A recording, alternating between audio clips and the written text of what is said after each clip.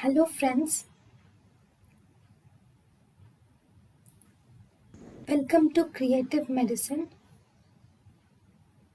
In this lecture, we will learn about.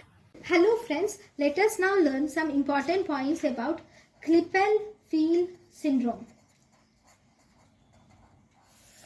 So what do you see in klippel syndrome? It is actually there will be congenital fusion of one or more cervical vertebrae are seen, and as a result there will be low hairline is seen in the children. There is congenital fusion of one or more cervical vertebrae is present with the triad of low hairline. There will be limited neck, short webbed neck, and limited neck motion will be seen.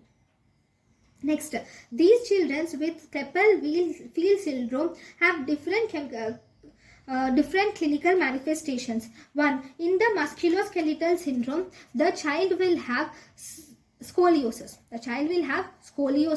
He will have springles and deformity.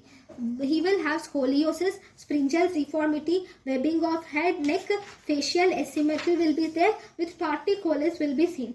And radiographically, on X-ray, you can see the fusion of the cervical spine will be seen. Sometimes the child will also have syndactyly or secondary osteoarthritis are also seen, which are important.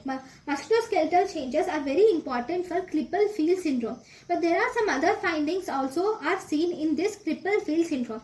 Other findings like genitorenal abnormalities or congenital heart defects, ocular abnormalities, deafness, synkinesis and mirror movements, brain stem anomalies, congenital cervical stenosis, adrenal aplasia, all these are also seen. So what are the other findings which are seen? Genitorenal abnormalities, congenital heart disease, ocular anomalies especially leading to deafness, synkinesis or mirror movements, brainstem anomalies, congenital cervical stenosis, and also adrenal aplasia are seen in these children.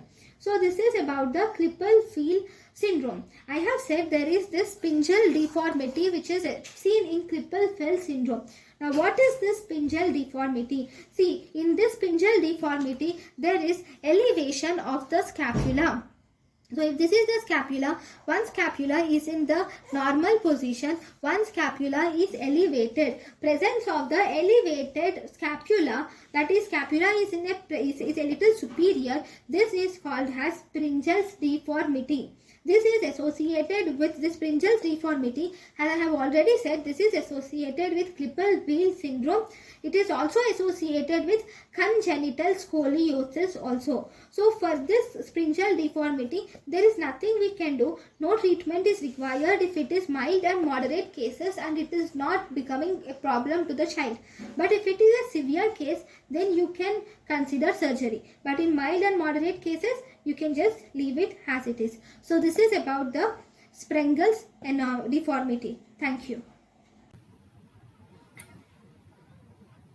Thank you and thank you for watching.